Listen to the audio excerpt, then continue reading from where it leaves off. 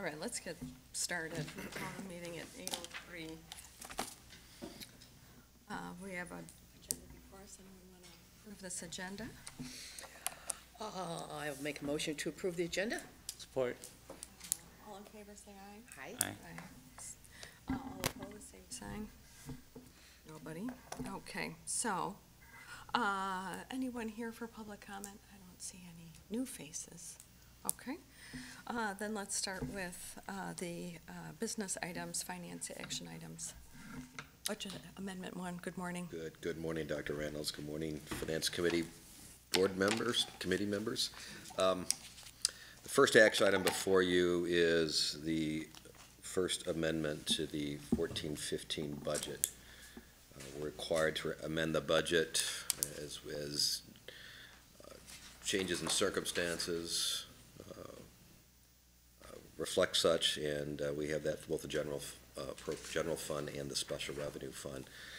Now, there are a number of, actually quite a bit of work that goes in to try to firm up some of the numbers. As you recall, the budgeting process and the adoption takes place in many cases before we're totally sure of well, one thing for sure is our enrollment numbers. Sometimes state aid, some particular state aid are not fleshed out yet. On the expense side, we always have to wait till we get the current year retirement contribution amount from the state retirement system.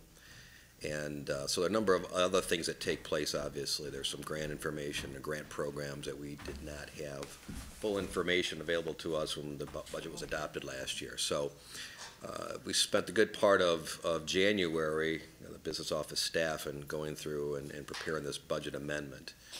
And I think I can pretty much summarize the major impacts on the 14-15 budget. For those that, except for Dr. Flores, who were around last fall, you may recall that we entered negotiations, financial negotiations with the unions, and came to a settlement with respect to compensation adjustments upward. At the time, I told you that would result in, on an annualized basis, about $4 million, or actually for the rest of this year, about $4 million in additional compensation and the benefit piece on top of that compensation. We also found out as of the October count date that our enrollment came in substantially better than we'd anticipated. The budget reflected a net loss in students of about 400. Our net loss was somewhere, I think, about 60 students. So as a result, we estimated an additional $2.2 million in state aid resulting from hanging on to our enrollment numbers. So both the general fund budget amendment and the special fund budget amendment, the significant revenue pickups are primarily as a result of that increased state aid. The significant expense adjustments primarily result to the compensation and benefits that I just talked about that we granted back in October of this past year. There are other minor adjustments in there. We found about some grant programs that increased revenue. As you may recall, all of our grant programs are pretty much of a zero impact on fund balance.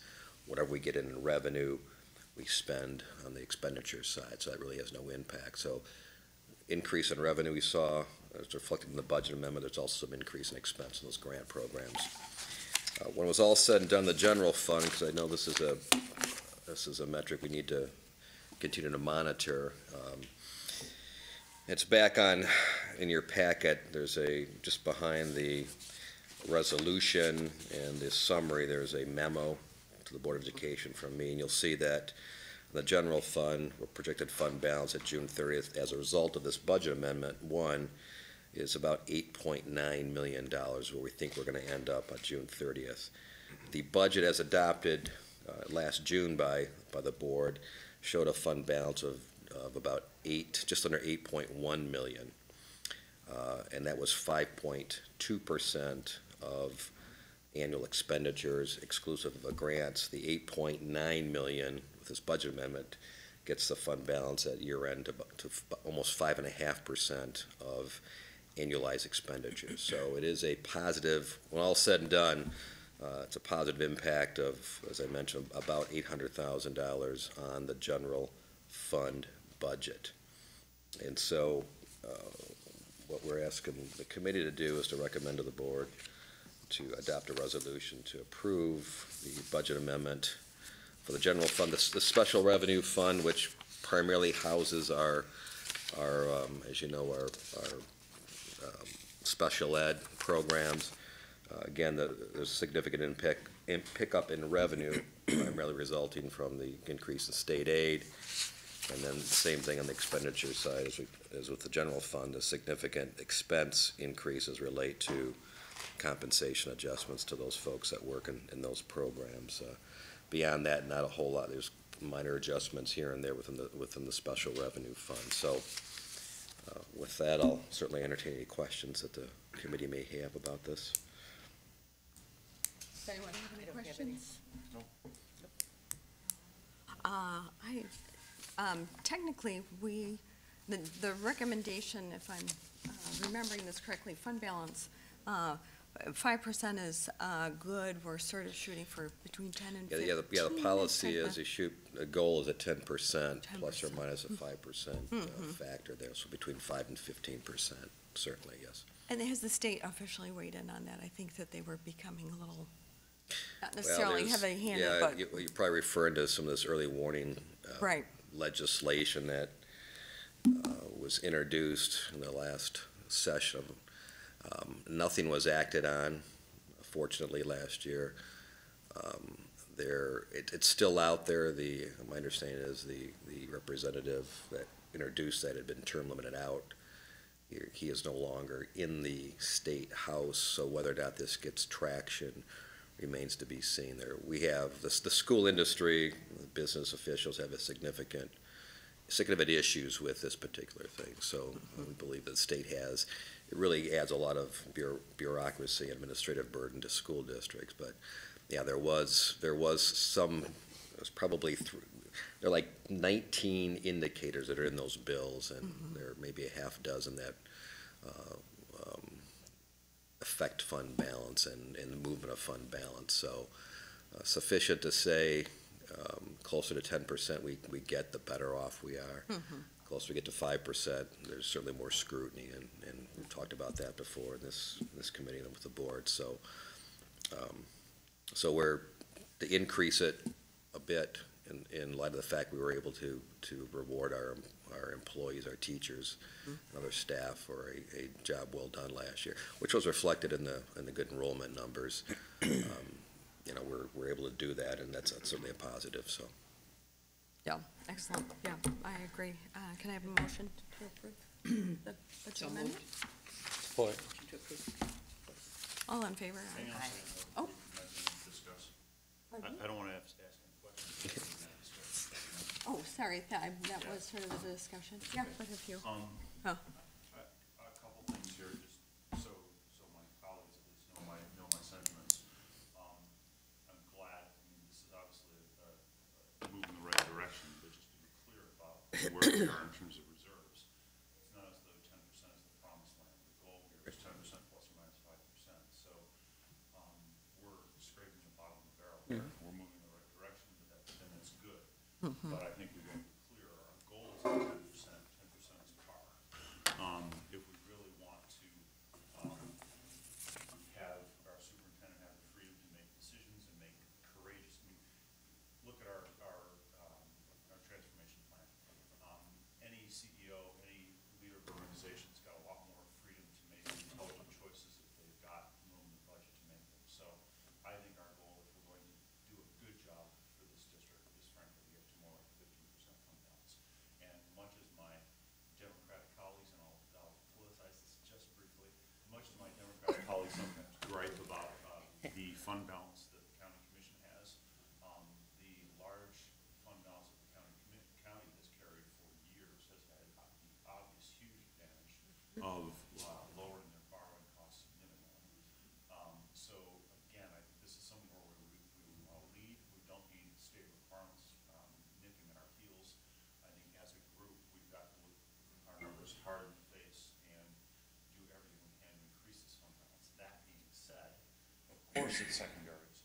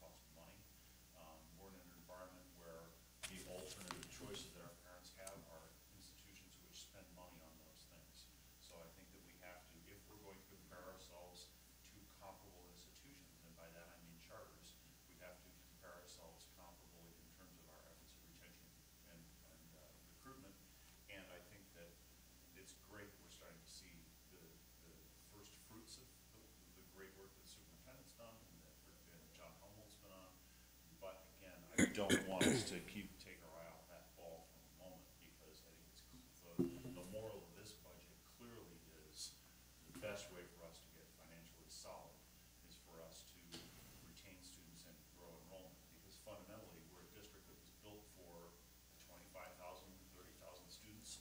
We've got 17. If we get back up to 25, all of a sudden our building surplus problem goes away. The world changes as enrollment increases rather than declines. So I think we just have to really keep our focus on that. And frankly, I think finance is the place we've got to make sure that we're holding those things accountable. I mean, that's not really a curriculum thing per se. I kind of think the curriculum is why kids come ultimately, right? If we don't have a good product, no one would want to choose us. But awareness of it is something we make financial decisions about. So, long comment, but yeah, now we go. Yes. A shorter comment. In looking at the budget, was wondering, do you do any comparables with other districts, maybe similar size? And then do we do comparables with the charter schools? I mean, looking at the bigger picture. On marketing, you asking, or budgeting? No, on budgeting. Well, Yeah, there is, the ISD helps us coordinate from a financial perspective with comparables. We certainly look at, we have information, and there's other sources of information we have available in terms of budgets for schools, and we can look at similar urban size, larger school districts as, let's take Lansing, for example, about 12,500 students. Fund balance is always, percent of fund balance is always a benchmark you look at within the district, ISD district.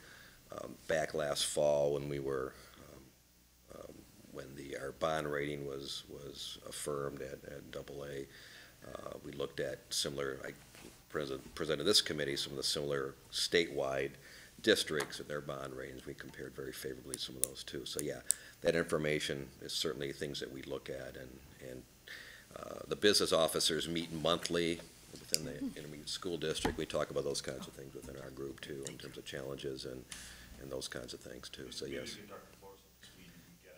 Yeah. Yeah. I can do Yeah, that. just wondering if we do some kind of analysis of industry average and whether we're, keeping We that do. on our radar. We do. We had been talking about developing an annual calendar. Where would we sort of want that to go if we want to review that data annually in terms Annual of calendar related comparables, to, looking at other districts and the ISD? Where would we want to have that sort of comparison annually? Does anyone have any input in regard to where we would like to see that? well, the easiest point in time to have that is potentially after the districts as a whole fiscal years, which is in June, so, maybe, maybe an August board meeting.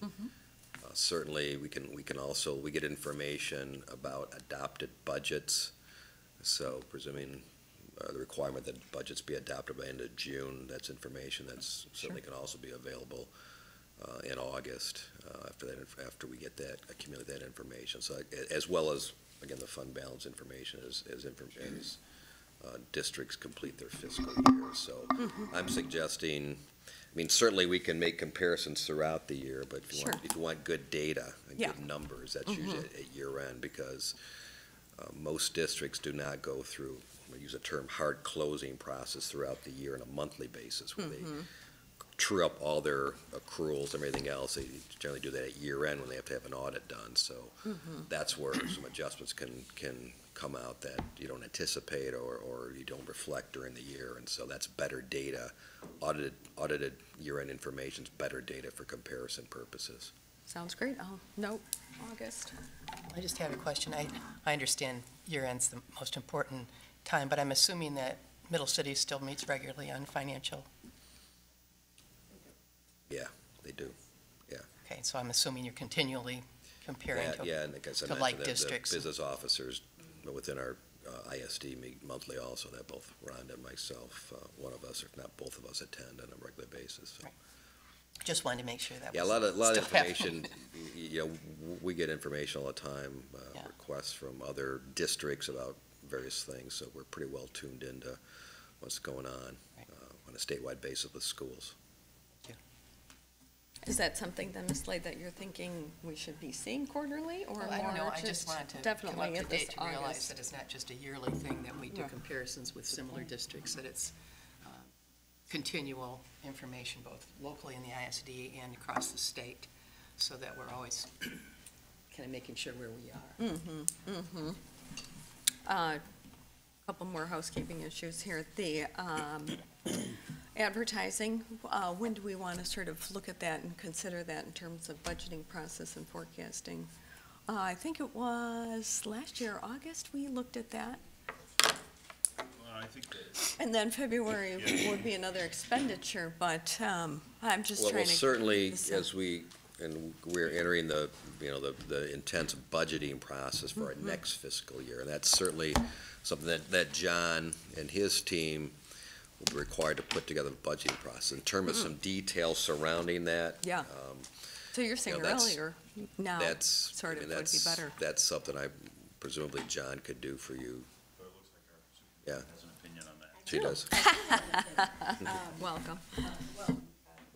So a couple things, Maureen, about Mrs. Slade, about the middle cities. I think it's a great idea, and I'll check with Ray Tellman.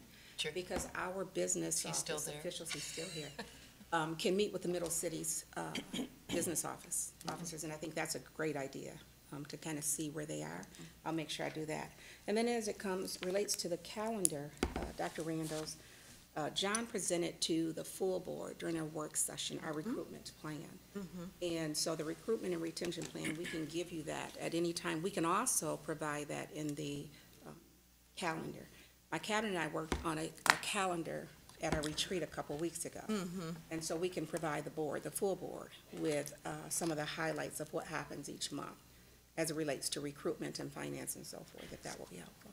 Can I ask a question? My Yes. sense is we get a pretty good, we start getting pretty good, guess is the wrong word, but a pretty good first crack at enrollment numbers. We- August.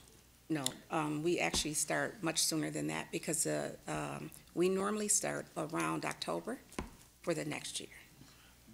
So- In terms of people who have actually signed up, though. Oh, right, no. That's- That's happening right now. We have some wait list. Right, but then in terms of, I mean, we don't really know who's coming back from the summer. I mean, Until if September, somebody moves absolutely. to Montana, they've got plenty of time between now and August to do that. Right, that's So right. when I'm just saying, looking back at when we started to know that we were only 400 students, we're actually gonna be about break even. When did we start figuring that out? That's a great question. That's a great question, Mr. LeGrand. We actually didn't know. We knew that people said they were coming.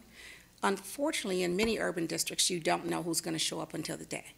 And so every day, we monitor that twice a day, beginning from the first day of school. We meet to shore up those numbers. So we don't really know, but we do the budgeting process in February. We project and send the budgets out to the building. Okay, well, maybe I guess let me ask the questions really precisely. Mhm. Because I do remember, I mean, I remember the process very well, in the sense that we didn't really know, and we had this sort of, we were doing the careful daily, you had your super team meeting, every school reporting out, and you did all that for us. That's after kids had started sitting in their seats in the That's correct. classroom.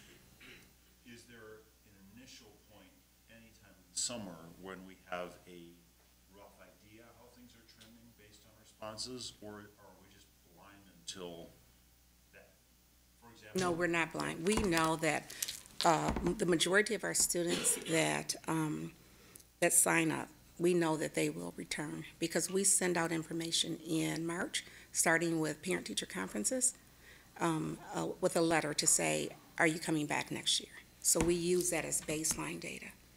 So when, I guess my question is if there's a time between when the students sit down and March, at which we start having an informed opinion on which way things are trending, it seems to me that would be a great time to sit down and then put together next year's marketing plan and could start having some of those conversations. Because is- if we say, and hey, that's what we do. enrollment's That gonna is be true. X, then we can say, well, and our advertisements on the back of buses don't seem to have had really good response because our surveys indicated nobody saw them, but our TV spots were great, or whatever.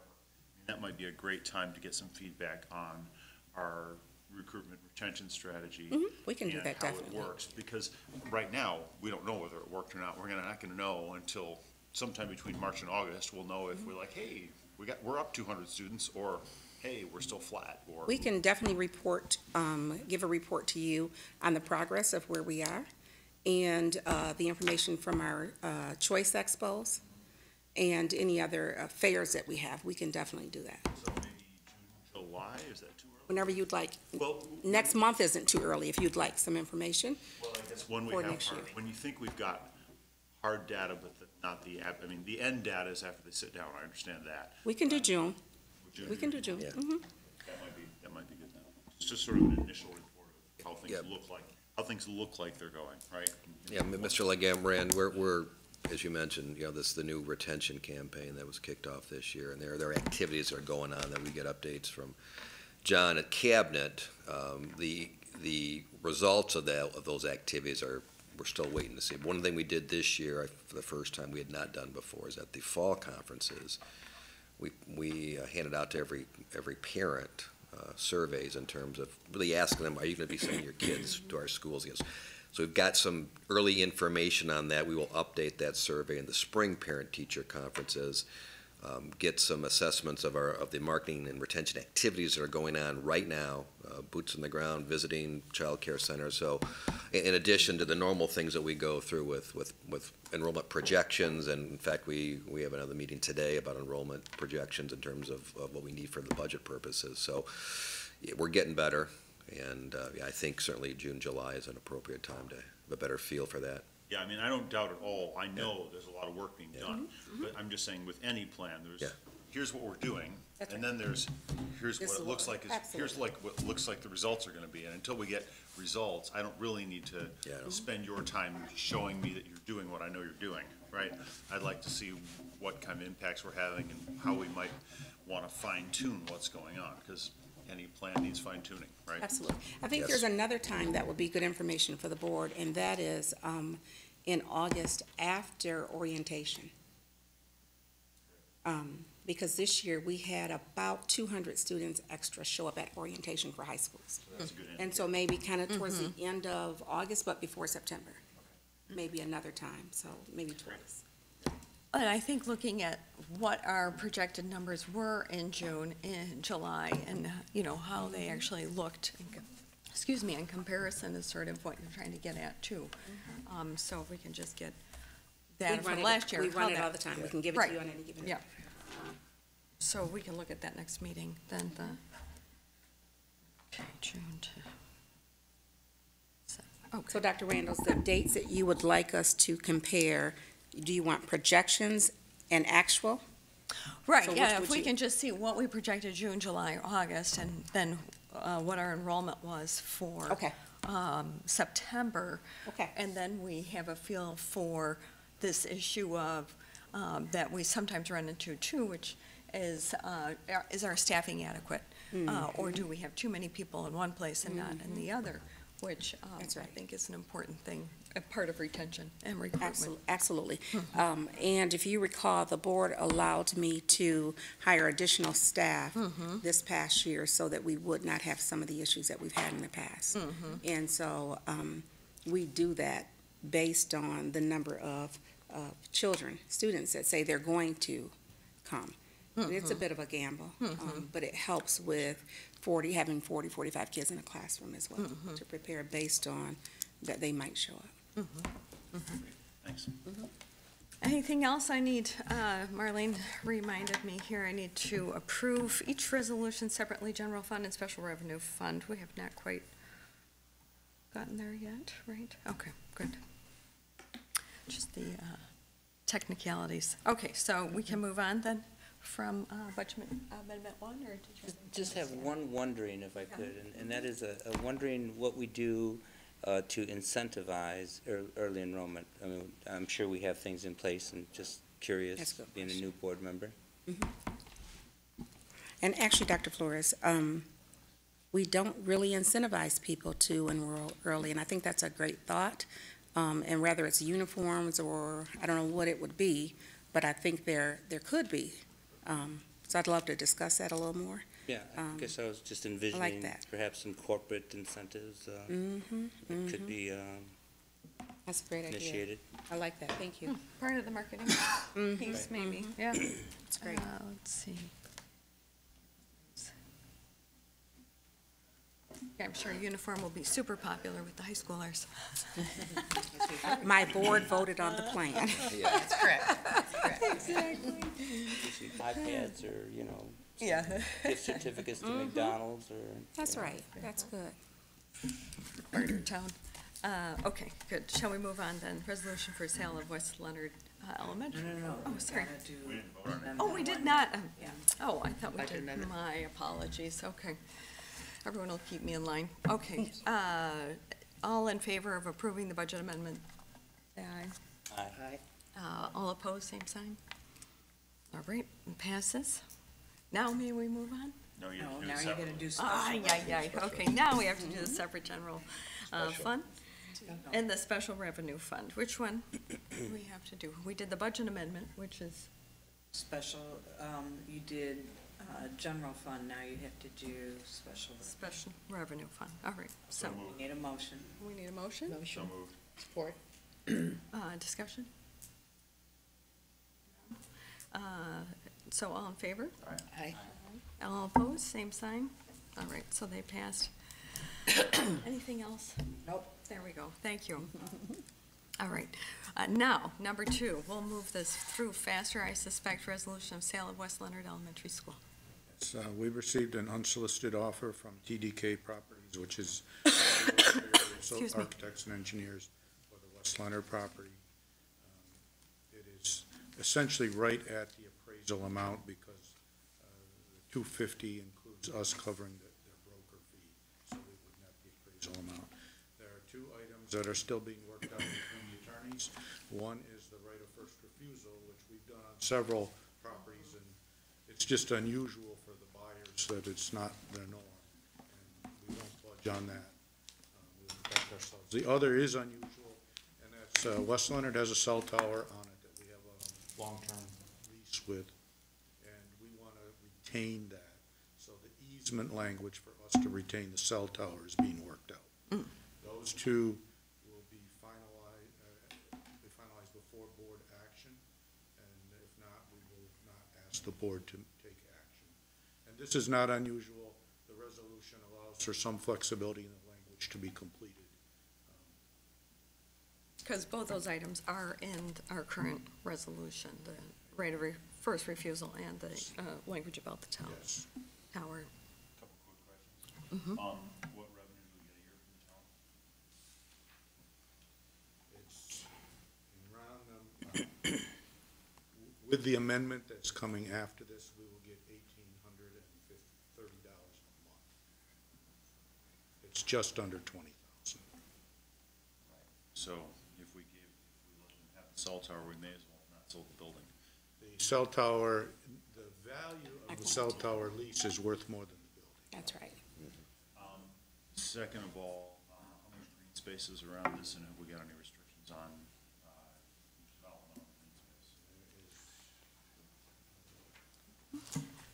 Just a moment. Give you the acreage. It's not a large site, and there are no restrictions. It's not a joint use site. It has 2.75 acres. It is a nice site for this. They'll use it as an office building. It butts up against the cemetery, so there's not going to be development on the west side. The east side has commercial development. Across the street is a car wash. The neighbors at the planning commission asked that a street in the back not be connected to the parking lot, which they wouldn't want anyway. Well, pass through. No playground structures there? The playground was not in good shape, and it was all removed in the past 9 months. For safety reasons. These are just the due diligence questions I'm channeling John That's good. O'Connor. Okay. That's great. All right, That's thanks. great. Those are the questions. Great. motion to approve? So moved. Support. All in favor? Aye. All Aye. opposed, same sign. All right, motion passes. Let's see here, now we have resolution for, we'll do this separately, site lease easement. This is a lease amendment for our cell tower, and the vendor is T-Mobile. Cell towers get very complex. They sell to each other, or they get, I think it's been bought out 3 times. And they also rent space to all the other vendors. When they send letters that they want to upgrade, it's really hard to tell what they're doing. We have a cell tower expert at Varnum that we utilize to help understand their language. And he was able to point out that this was not just repair. This was an enhancement that would allowed us to ask and negotiate for an increased fee. So that's what's before you today is another $350 per month in that tower. This is the second increase that we've gotten, or will have, be able to get since the tower was erected. The things you learn. Okay, I have a motion, So moved. Support. support, discussion. All in favor? Aye. All opposed, same sign. Motion carries. Right, and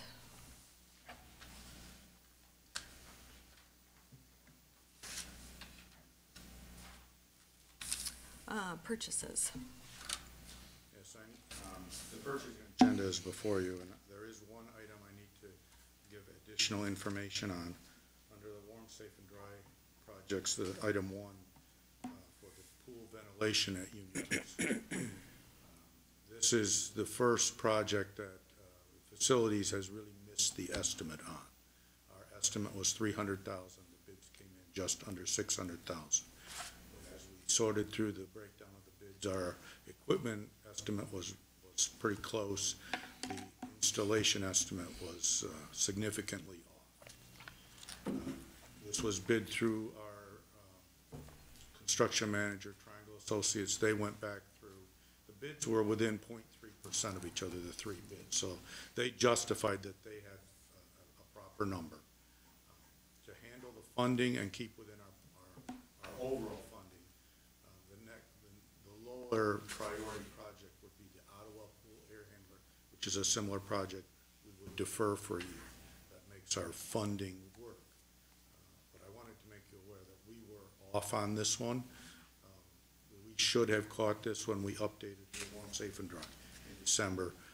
But I wanted you aware before you took action. But this is also pretty esoteric. I mean, it's not something you do every week. It's not like a roof. No, and it is important to the pool. It's essentially a dehumidification system that if it's, as they start to deteriorate, items in the room deteriorate quickly, so. Nope, thanks for flagging that. I also have a little additional information on one of the big items in the purchasing agenda, which is under General Fund B, the acquisition of a student management system. The student management system that the district currently utilizes is 20-plus years old. We had looked at, before my time, upgrading that a few years ago and had been on a pilot project with a package called Power Schools. We determined really through the summer that with a lot of issues with getting support from Power Schools, that Power Schools just was not doing the job for us, and decided to start the school year really going back to our, what's called our TR system, which, as I mentioned, is largely homegrown, very old, cumbersome to work with, really doesn't give us the functionality we need for the reports and the support of our teachers and administrators and what's required now from student management system. So really that decision was made during the summer. We had done some additional groundwork on this package called Synergy by EduPoint, and the last few months had piggyback work done by Lansing schools who implemented Synergy this school year, as well as Kentwood schools who implemented Synergy this year. Wyoming has had Synergy for a number of years. We met with those folks, and they actually host it for a couple of districts within the ISD. So all said and done, we landed on, as part of the purchasing agenda, the Synergy software package, student management. The intention is to get the thing implemented so we can start the school year with it, with the, certainly I guess, the required modules. There's other modules that will be added later that we'll need for some additional functionality, but our plan is to, if approved by the committee and the board, to go forward with that. We're looking at a 5-year all-in contract licensing agreement. We would host it on our servers. As part of the purchasing agenda, there is some hardware acquisitions that we need to upgrade to accommodate this software package. This hardware upgrade we also have an issue with our business office software package we're looking at too.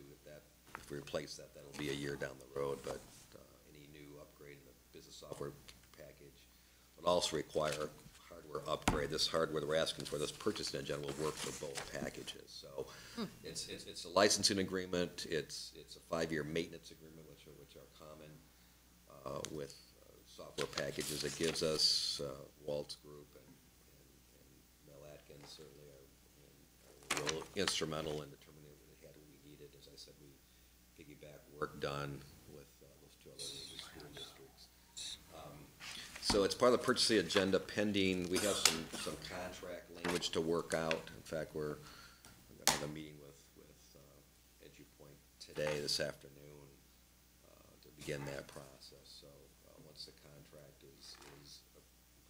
once these issues are talked about and resolved, we'll certainly at that point sign a contract. That's really, and there's a memo addressed to Teresa with additional information as part of your package there in terms of the specific costs, and we did run a 2 or 3 day demonstration project in February or in December for all our users. Had good turnout and really got buy-in from the end users. Make sure they can accommodate that. So we'll be able to complete some of the training during the summer time frame and get the teachers trained for what they need.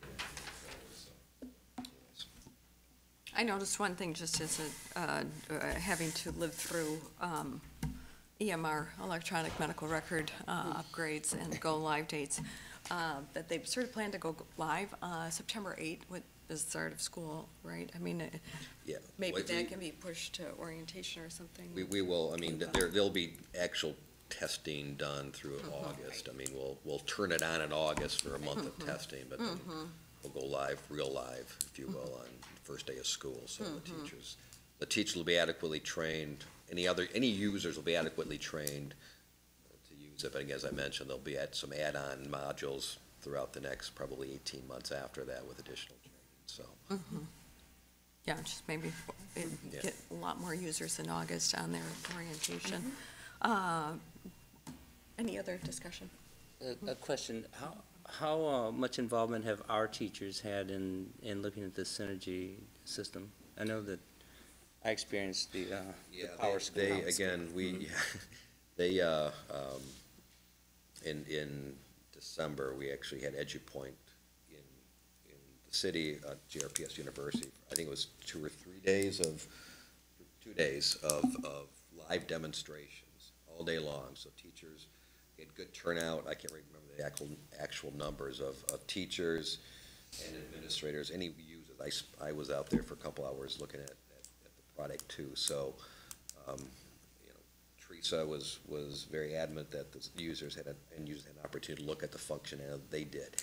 Having said that, Dr. Flores, as you know, any new product there's a learning curve there, but they believe that what they saw in the demonstrations, the basic package, what they would be using. So they got to see what they would use as a teacher, which would be different than an administrator, which would be different than me as a CFO, for instance. So you could go to those various sessions specific to how you would use it, see how it would work. It has smartphone functionality, a lot of things, so it's very convenient. And we got good reviews from all those that went to the demonstrations in December. And then do we have, do we have similar feedback from area schools that have used the system? Yep. from the user group. I mean, We did, yeah, we met. I was part of a meeting with Kentwood officials. We had a team also meet with Wyoming. Wyoming's been using the package for several years now, and conversations with folks at Lansing schools too, and all have been, at this point, satisfied with the choice. Again, Lansing and Kentwood, a little early still, but they're working some kinks out. But the one thing we also heard is that the vendor, and a vendor as a partner too helps with implementation, but very responsive to all the needs. The other issue with, the other selling point with EduPoint, with Synergy, is that we have an option we're going to acquire, which allows us to get the code, so we can do our own customizations as needed for our needs. Clearly, what we're going to try to do is use as much as we can out of the box. Make sure that our processes conform to the new software, not the other way around, because it gives us an opportunity now to look at our processes and get them best in class, if you will. But we also have the ability to tweak and make some adjustments and customizations as needed, which I don't think any other package has allowed that. You'd have to work through the vendor itself, which has been problematic with our business office software, for instance. We just can't get it done. So we believe the due diligence we've done the last several months in particular is sufficient to make the decision we made. So. And then we can offer to do an overview for the board, for the full board, so then that you will know kind of the functions of this particular program. So we can do that. Well, I'll schedule it for a work session. Great. Do we have motion to approve the purchasing agenda? So move. support. All in favor? Aye. All opposed, same sign. Motion passes. Reports, updates, discussion, December financial statements. The December year-to-date financial statements in your packet, there's a new document this year, or this month. I met with Dr. Reynolds, I think it was last week, to go over. One of the things when I came on board several months ago, as I looked through the material that was given to the Finance Committee in particular, get financial statements, a lot of detail there that maybe a little difficult time getting your arms around, certainly if you're not a financial position, or financial person. So I've developed what I'm going to call a financial dashboard, which kind of condenses for the general fund, because really the general fund is our main operating fund where our operations come out of. So I put here on a one page what I think are probably the key financial elements that the Finance Committee would be interested in on a month-to-month basis. Just take a look at that summary sheet. You see at the very top, I've got the operations on the revenue side, the expenditure side, broken up on the revenue side in some of our major revenue categories: the state aid, the taxes, our federal services, payment for other local governments is primarily our property taxes from the ISD or special ed purposes. I've got the current year-to-date amount through December. I've got our annual budget in the middle column. The third column, sorry, to the right is the year-to-date 2014. So you can look at comparison. You can see the revenue side, we're about $75.9 million through December this year. Last year, we're at $76.3 million. Pretty comparable. And again, some of these differences from year to year are going to be based on timing in terms of when the dollars come in and when the dollars go out, if you will. So we're looking for large fluctuations, not small ones. Expenditure side, again, you'll see it broken out. Our major categories: instruction, support services, community services, and all other. Again, we're at $74.2 million through December of this year, and $73.5 million through December last year. That difference will relate primarily to 1 month of compensation increases, as we talked about, or a month and a half. You can see then we have the change in fund balance, which is just a revenue less the expenditures. Through 6 months, it was positive, both this year and last year. You can see the annual budget. Again, this is before the amendment you just approved, so we'll reflect that different annual budget next month.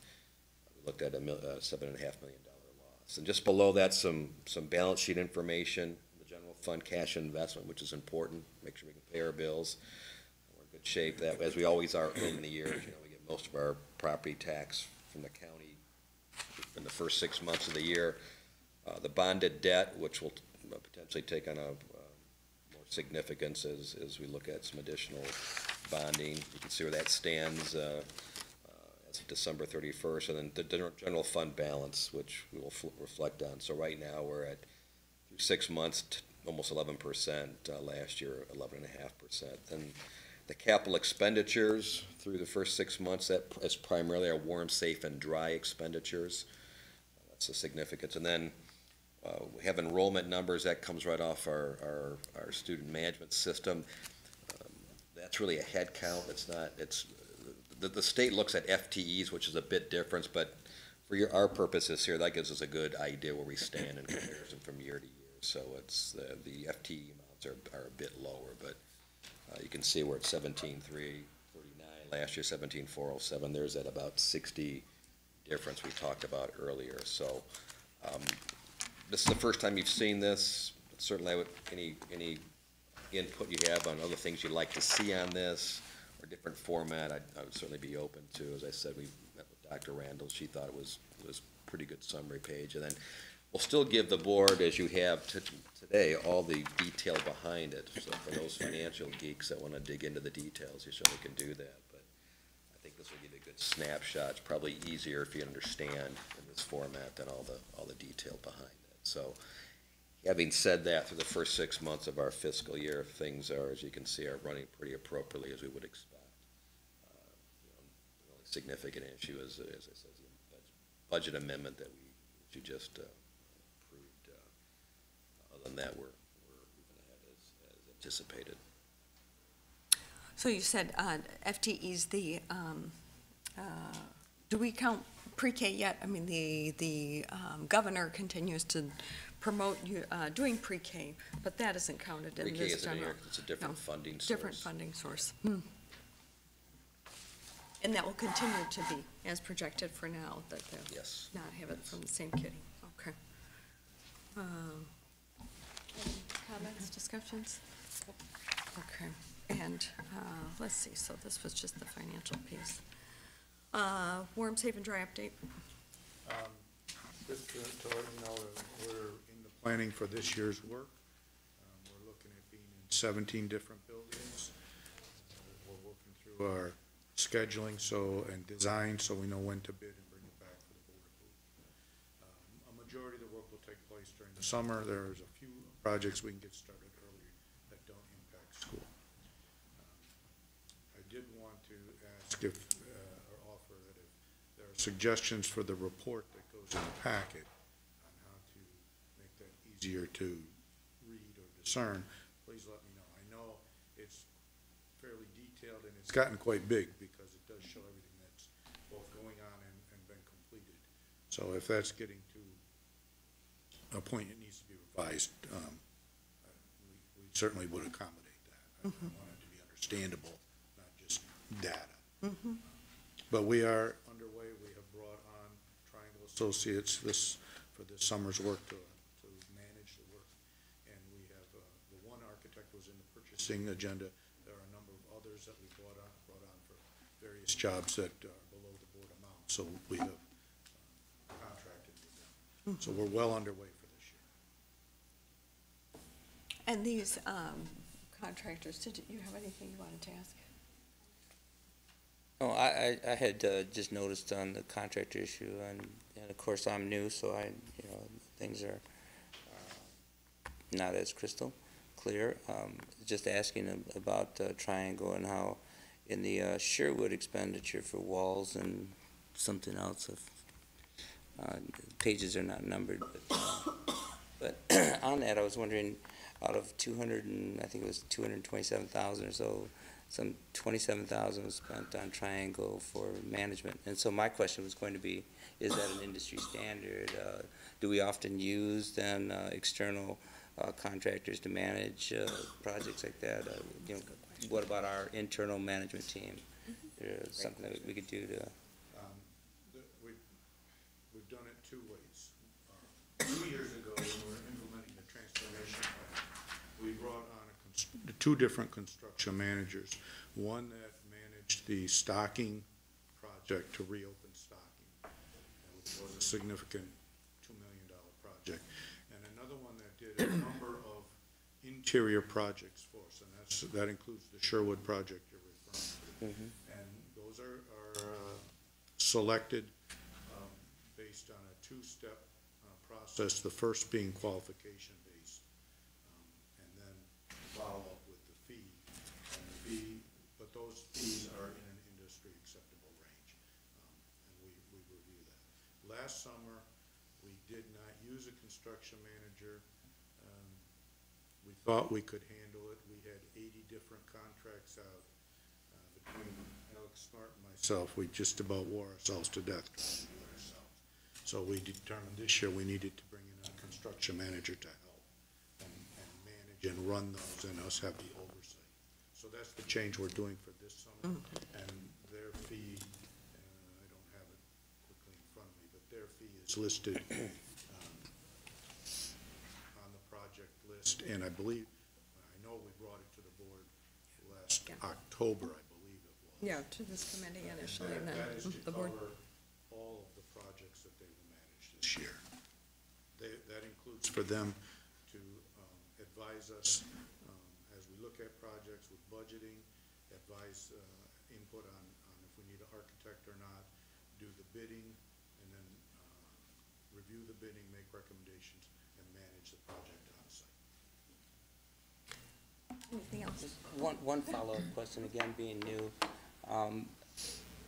At what point does the administration finance provide us information about contractors and minority contractors and just how the pie is distributed on a performance basis?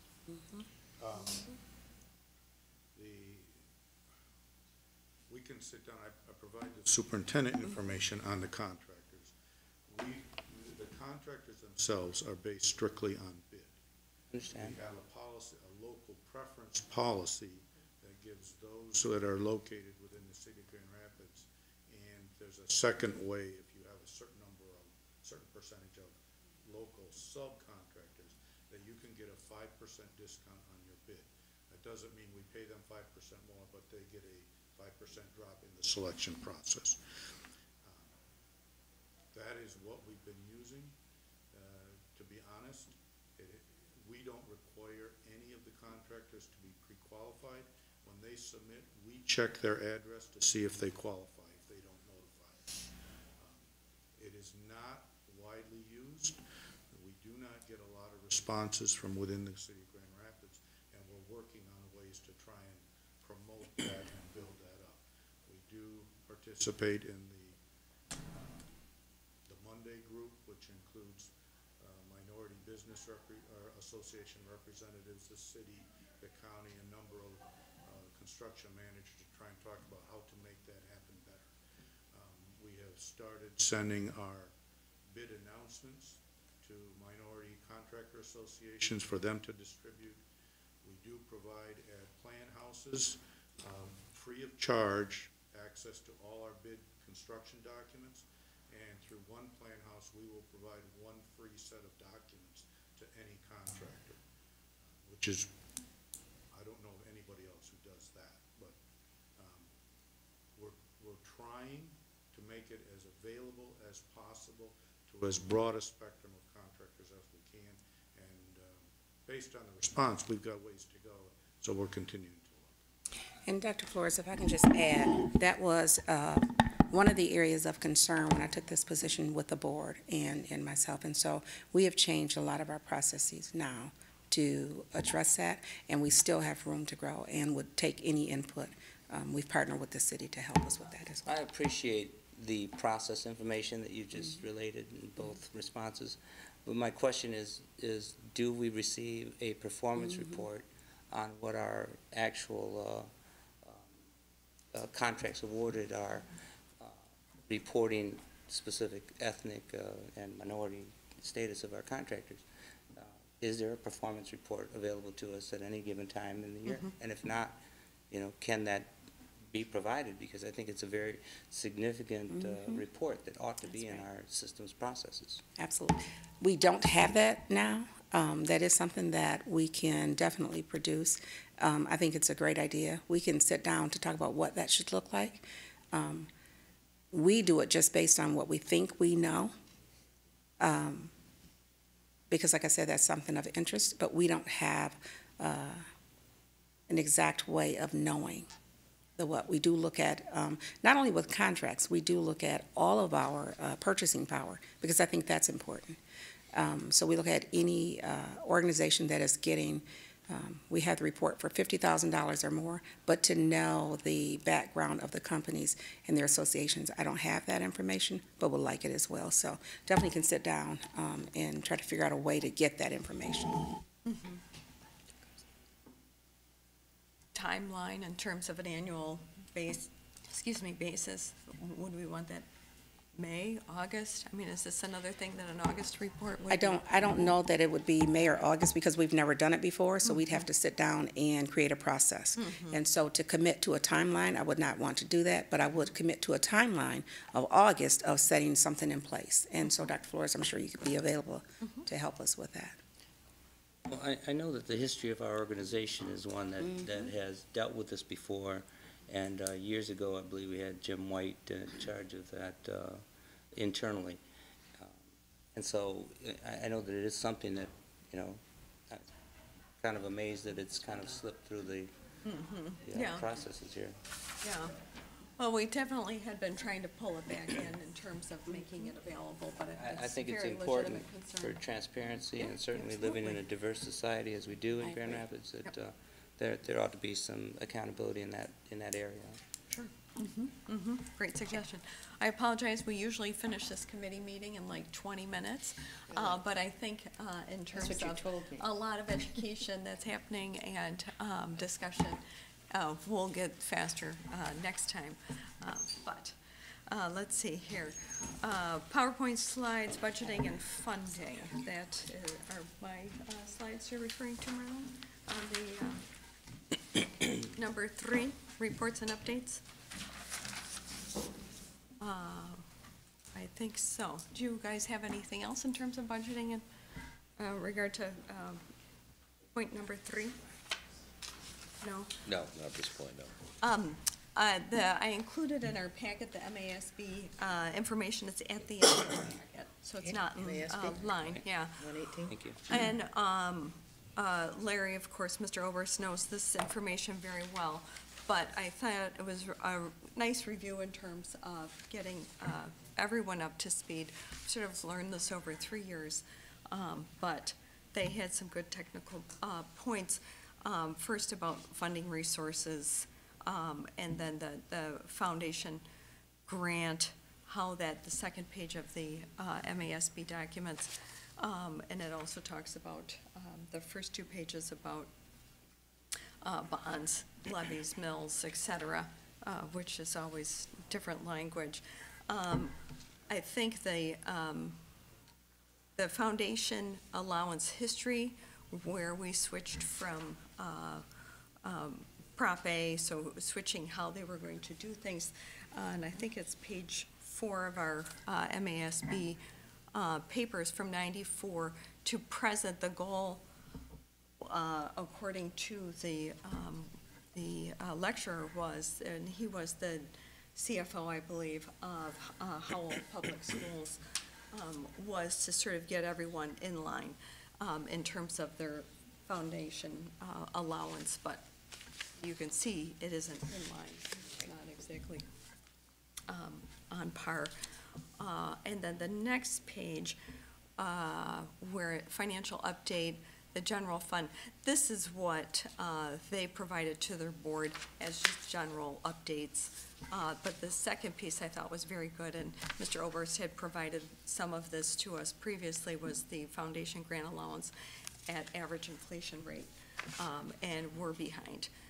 The actual amount that districts are being paid, and the balance is 738, that there's a deficit in terms of CPI, which I thought was important to look at. And then how we get school aid fund earmarked revenues, and now that has changed. And Mr. Oberst maybe could give us an update in terms of what happened 2011 to now, because there have been some nuances. But the lottery revenue to state aid fund was quite impressive in terms of the lottery revenue has always been touted as sort of supplemental monies.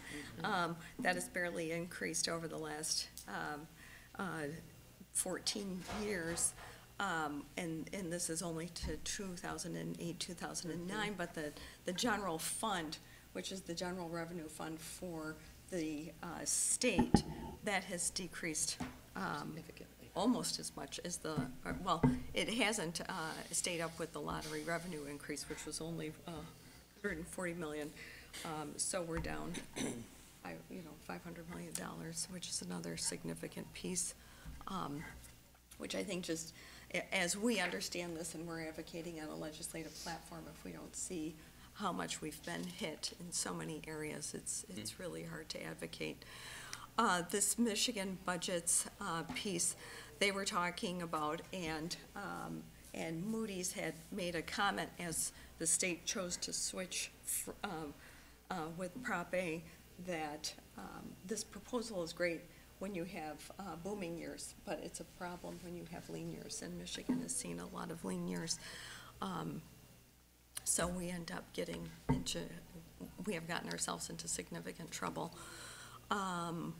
And this other piece, the foundation allowance, and showing the 4 schools and where you get, so Kalkaska is a resort area, so they get more of their mills from the local non-homestead vacation homes, versus Flint doesn't get much of the tax revenue from the non-homestead 18 mills of revenue. So everyone has a different funding piece. And then the Headley Amendment, just about when you can ask for a bond. I think this is a big issue for all of us, and we understand it in terms of the next page in our packet, the state foundation, and this is sort of his failure Prop A, that they're not increasing with CPI, special ed, retirement increases, fuel and energy costs, escalating insurance premiums, and other school aid issues. I think is just a good big picture to look at. And then the next page talks about the MIPSers issue. And the top, they give you the graph of how much this is biting into our budget on an annual basis. And they have done some temporary fixes, and we can probably get an update again on that as well. But it's still not adequate to help us not divert money from the classrooms. And then this, I know Dr. Falb continues to bring this up. What is the ramification of the total members decreasing in the MIPSers, and then what the benefit payout is? Benefit payout keeps increasing in the statistical section. And then there has been a decrease in membership. That was not fleshed out well here, but I think that is just another thing that it's contributing to our problems. And then what have districts done to live within their means? We've done all of these things ourselves. And on that section, this is sort of their budget that the CFO provides to their board. And it's a little more granular than what Mr. Oberst had presented, and maybe we can find some sort of blend of this, but I thought it was good because it did drill down on retirement costs, fuel costs, textbooks, so we really have sort of a better idea annually of where expenditures are. That is page 126 of our packet. 127. And then this was just the ongoing concerns regarding education issues that on a statewide concern and nationally where we're headed. And then the next page talks about declining enrollment for the state entirely. That's a problem as well. Let's see, and then the ongoing school business officials' issues and concerns. I thought they were good points as well. Good information. Yeah, I thought it was excellent information. Very good. Gave me a good perspective on that side. So, yeah, I think you're in the midst of, Mr. Ober's looking at, sounds like the real budget process in and of itself right now. When do you think would be a reasonable time? And I know you did it for your retreat yourself for the cabinet members, doing the update from 2011 to current in regard to budget impacts and things. We certainly can do it next finance committee meeting. Okay. Yeah, Maybe the that's information's something. available Yeah, now, Yeah, obviously. so that would be great, okay. Date, okay, good. All right, and let's see here. Discussion items, I had just sort of thrown these up in terms of goals for the year. I think I've noted your point, Dr. Flores, about having an annual report regarding contractors. Does anyone else have any specific items? Okay, all right, good, and it's always up for us to discuss. The ad hoc sustainability committee, we had talked about an energy report, and I had sent you copies that you can review. I didn't do that until Sunday, and Mr. Klumperens and Mr. Obers have seen those before, and I'm sure Ms. Trobian has seen them as well, in terms of getting a baseline, standing back and taking the big picture in terms of sort of these facilities reports and energy reports. It's part of the due diligence of understanding how your building is performing, strengths and weaknesses, and then do your planning process for architecture and things like that. Have they done the bigger picture when we've had project construction managers for some of the warm, safe, and dry, or has it been more just zero in on the front door? No, under warm, safe, and dry, we haven't done a total building other than the heating system improvements at City High, which were large enough to look at some very specific things of how we address that system, how we designed it and built it. Certain things, when we do a roof, we will look at the roofing system. Does it need re-insulation? But we don't really get into the total building picture.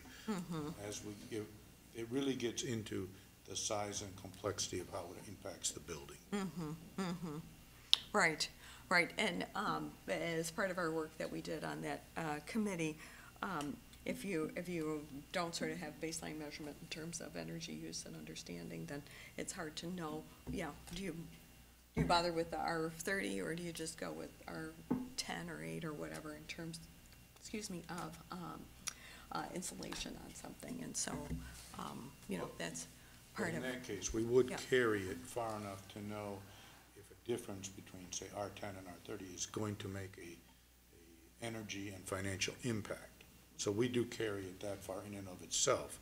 We don't compare it to, well, if we do that, but we don't do the windows, is it significant? Now, how do you do that then? What is the, and is that something we should be reviewing in Well, terms of a? Typically, our designer is going to go through and come back and say, if you do it at this level, this is what you will save, or there is a difference, or there's not a difference. They'll give us a recommendation. So those reports could be made available in terms of It's building really not in the form performance. of a report. It is a design recommendation from the architect. So we could compile that and put that as a piece of the energy report that will be done annually.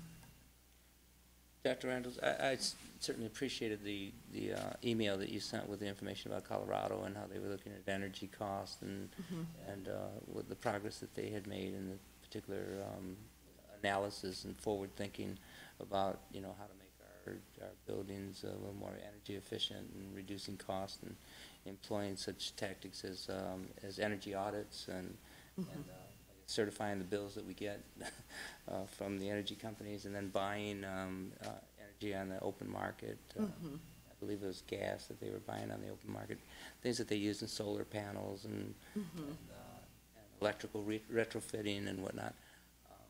And not to give everybody, you know, more work to do, but just wondering in our whole scope and view of our system in a futuristic manner. Are there any of those kinds of things underway, or is there plans to do some of those things? I was wondering, you know, what was behind that email and the information. And I poured through it because I have nothing to do, right? But I always think of, you know, what does the future look like for us, and fighting back some of those costs, you know, escalating costs in operating. I may address the energy, because that's something we've been doing for a long time, and I'm a step back, so I'm going to try and simplify it as I understand it.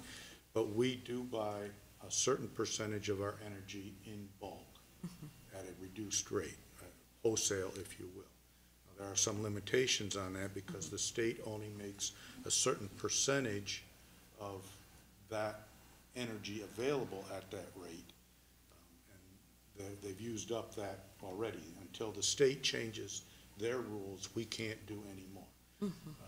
But it has been done to the extent we can for quite a few years. We've had recycling in place for a number of years.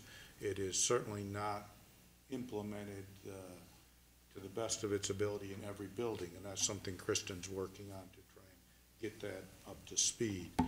In all new designs specifically, we have been charged with looking at making them LEED buildings. LEED is not the only criteria. We're also trying to expand to see if Energy Star can be implemented in some different programs. We have 5 LEED buildings and another one in application. So there are things that have been going on. We had an energy audit done again, was it last summer? I don't remember exactly the time frame. Within the last year, on 10 buildings. Actually, it came back and showed we were in relatively good position energy-wise. But we need to look at specifics and make sure that all the things we can do are being implemented at the opportunity to do them. Yeah, and we did all receive that report. I believe we finally did get the copy of the report. There wasn't analysis in terms of projected or what we were going to do in terms of incorporating it into a facilities plan. In terms of this may not be an immediate need or something that's appropriate for them, Save and Dry, but possibly a green revolving fund or a bond proposal where a building would be worthwhile to rehab or build new. And so we'll continue to work together to drill down some more on getting that going. And what timeline do you feel is appropriate for getting the energy report? I had talked with the superintendent. She feels strongly that we should get more of a summary in terms of each building, where we're doing building performance, et cetera. We were planning to roll that into the sustainability report that Kristen's working on. So Okay. Facilities, energy, sustainability would all be at the same time frame at the end of the fiscal year. So August. Okay, good. Anything else? Oh, I did want to bring up, and if we even have anything in terms of last year at the, I guess September, October, we started hearing feedback in terms of we had to make cuts for sports. And at one point, the board as a whole, I believe April 2013 had talked about pay to play, and we all decided that that would be too much of a barrier. So there did have to be cuts last year in some of the middle school programs where there weren't a lot of students actually participating and they couldn't field a team. So there became a rule about if you really couldn't have fielded a team, then there wasn't the coaching and staffing. Have we had any other feedback in terms of, is that a problem, or does anybody see any other issues in terms of budgeting that is an issue? I'm not aware of any further feedback when that issue arose last fall. Yeah. It was addressed at that point in time. Now, obviously, as we go through the budgeting process, those are the kinds of things through Kurt Johnson, as his area we look at. My recollection is, and that we do have some additional funding from the foundations for the middle school sports. But again, it's not necessarily always a budget issue as much as a participation issue and the best utilization of our resources. Decisions are never easy in that respect. So, Right. but that's what it comes down to. Pay to play, to address that. I suppose that's always on the table as a last resort, certainly. But there are a number of districts in the ISD that do that and have done it for a while. And it's a discussion we had when we had to make some cuts to rationalize the current year budget we're in last spring. So whether or not that'll be needed this year, but still kind of too early to determine that for sure. So. All right, good. Let's see. Policy action items, we don't have any reports and updates, sustainability update.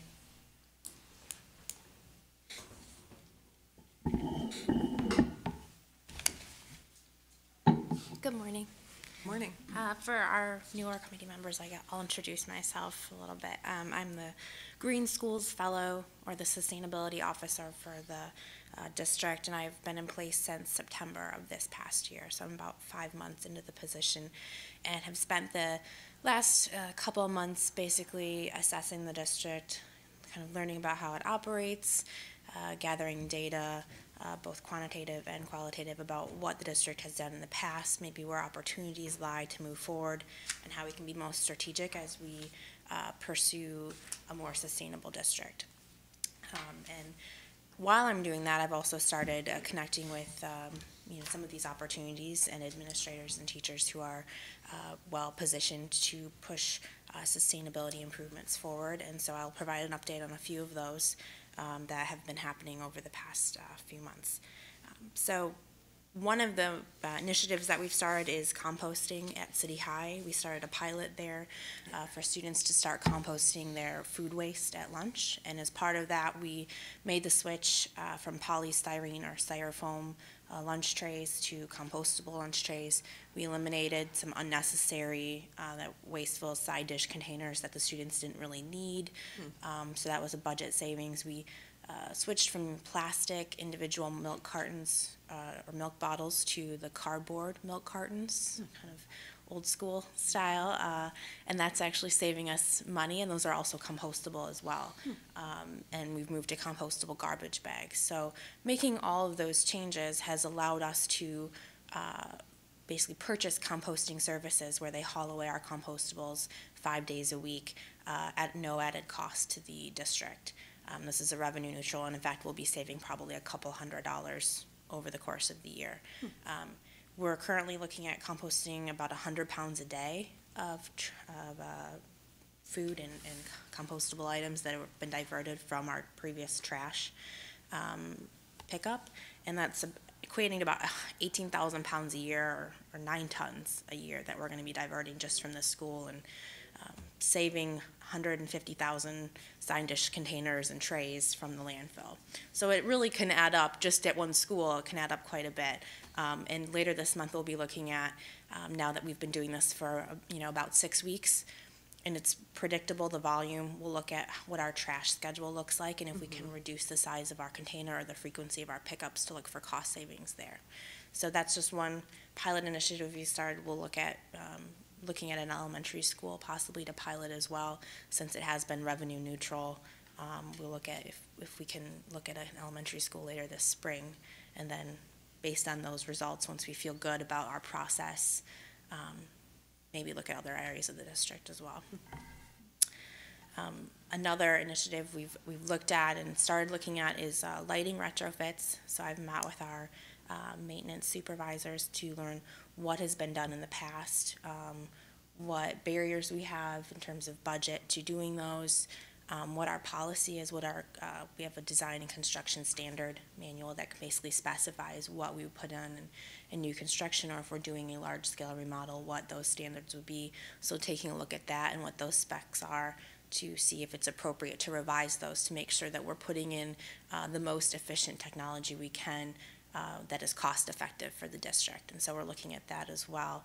And I'll be looking at opportunities to fund some of these lighting retrofits, because as you know, they have a very quick payback, typically under 2 years, which is fantastic, but it also requires significant capital investment up front. So we'll be looking at other opportunities for how we can fund that and give the district those savings.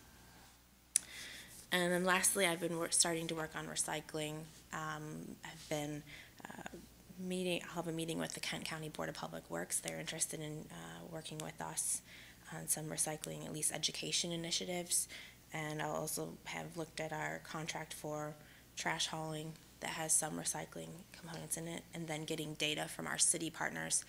They provide carts, 96-gallon carts to each school, and they collect every 2 weeks recycling, single-stream recycling from those schools free of charge. And they actually, similar to the residential program, have a number assigned to each car with a barcode where we can get the weights of how much recycling each school has been doing. And so I've been working to get a list of all those cart numbers assigned by each building, and then we'll be working with the city to get an understanding of what we've already done, where schools could improve, what schools are really performing well, and what we can do to take the practices at the schools that are really recycling well and carry those over to other schools, so we can lift all of our recycling efforts that way. Interesting. A little further, more background. Mr. Van was in Indianapolis, right? And energy was her big focus, so. The Green Fellow, it was an arduous process to bring her on. It's a rigorous interviewing process. It's with the U.S. Green Building Council, and we have a local representative, and that is meeting with her, also the national coordinator for the program as well. And there are 4 other fellows in the country. The district, or the entire state of New Jersey, Boston, Sacramento, and you? So it's just 4. It's excellent. Very interesting. She's definitely doing a superb job there, and I think that's really the direction that I was referring to, and thank you again for distributing those. Yeah, you're welcome. I've got all sorts of stuff. I'd be happy to share electronically. I've been reading everything that you sent. Excellent. Well, I hear you have excellent memory, so we'll be, that'll be good. Wonderful. Anything else update-wise? Okay. That's all for me. Thanks. Legislative updates, none. I don't see John here, and otherwise, Just a couple comments on that. yeah. I think many of you probably followed the State of the State address last week, and from an education perspective, there's, Governor would like to focus on third grade reading literacy, and he should have his first budget draft out. I believe it's due 15th, 16th of February. So kind of see the direction of where school funding, and the other big issue is the property tax, or the sales tax increase vote in May, and if that is successful, a bunch of the dominoes fall. If it isn't, it could be detrimental to school financing. There was a revenue estimation conference on January 16th. The student aid fund is above projections. The general fund is below projections. And as the one slide showed that you handed out, Dr. Randall's, the allocation, the general fund of the student aid fund school aid fund continues to decrease. So they're balancing the general fund budget on the back of the school aid fund. And in as much as this, if the property, or the sales tax increase passes, the estimates are it could be additional $300 million in revenue, potentially the school aid, well, it would go to the school aid fund, but that could be spent on non-K through 12, because one of the changes would be they can still spend that school aid fund on community colleges, not on four-year colleges, which they do now, but it'll be limited to up to 10% on community colleges and technical schools and scholarships. But the other allocation for community colleges comes from the general fund. If they're underfunded, then it's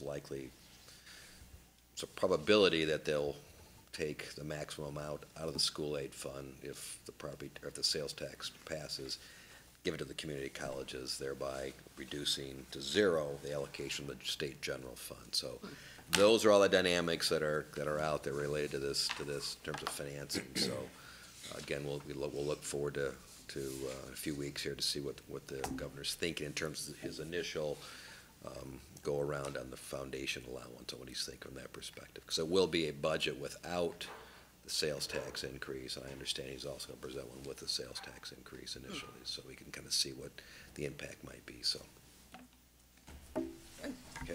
Excellent. Okay. Sorry, meeting adjourned 9:30. All right. Good for less time next time. Record, I told you they weren't. And I was shooting for half an hour, but Finance committee?